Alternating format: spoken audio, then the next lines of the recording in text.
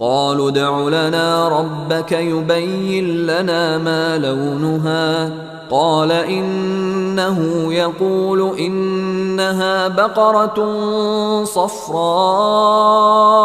فاقع لونها تسر الناظرين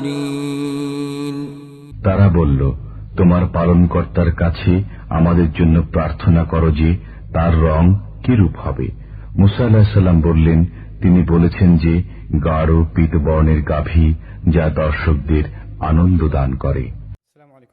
أعوذ بالله من الشيطان الرجيم قالوا ادع لنا ربك يبين لنا ما لونها قال إنه يقول إنها بقرة صفراء فاقع لونها تسر الناظرين رب اشرح لي صدري ويسر لي أمري واحلل عقدة من لساني يفقه قولي الحمد لله والصلاة والسلام على رسول الله وعلى آله وصحبه ومن والاه.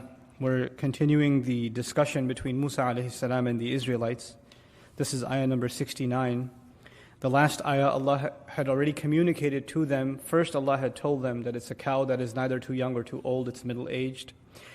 But then also He ended the discussion, or He said something that should have ended all the questions. He said, فَفْعَلُوا مَا تُؤْمَرُونَ. Do what you've been commanded. Stop overthinking it and asking too many questions, just do what you've been commanded.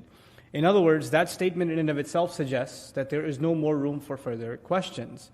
But these people still didn't get it, so they continued the questioning, which means that they weren't done ridiculing the status of Musa alayhi salam and undermining the fact that these are actually commandments of Allah. So قَالُوا ادْعُ لَنَا رَبَّكَ يُبَيِّن لَنَا مَا لَوْنُهَا. They said, call on your master so he may clarify for us what color it is, what is its texture. قَالَ إِنَّهُ يَقُولُ. Once again, Musa alayhi salam says, for sure it is he, meaning Allah, who says, إِنَّهَا بَقَرَةٌ صَفْرَاء.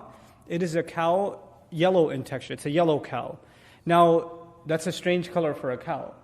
And it's not very common to find that color. By the way, it's considered the most exotic color in ancient traditions for the cow. Okay? So now, first of all, it's yellow, which is hard enough.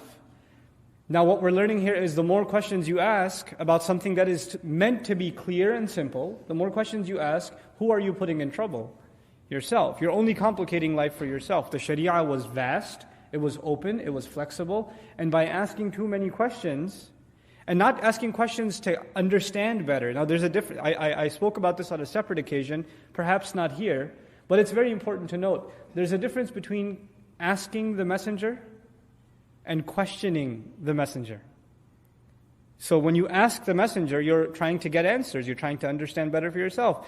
But when you pose your questions in a way that aren't meant to understand, you're actually questioning the authority, the legitimacy, the integrity of a messenger, then you're only going to put yourself in further trouble. And a lot of times people frame their questions in matters of Sharia in a way that is disingenuous. It's in a way that it's already suggesting that I'm not convinced that this is a commandment that I should be following. So the question is very telling. It's very telling of the psychology of the questioner. So here they're questioning the integrity of the messenger and of the commandments themselves. Right? Because the first thing they said is, this is a joke. Are you taking us to be a joke? So they're playing that joke further. Now they say, what color is it? If you're really getting that much clarification, how about some information on the color? He says it's yellow. But he doesn't stop there. Now this is Allah instructing through Musa alayhi salam. So he says, فَاقِعُ لَوْنُهَا. Brilliant, deep, and startling is its texture. That's the word faqi'. It's used for texture that is deep, and it's brilliant. It's eye-capturing, right? فَاقِعُ لَوْنُهَا تَسُرُّ النَّاظِرِينَ.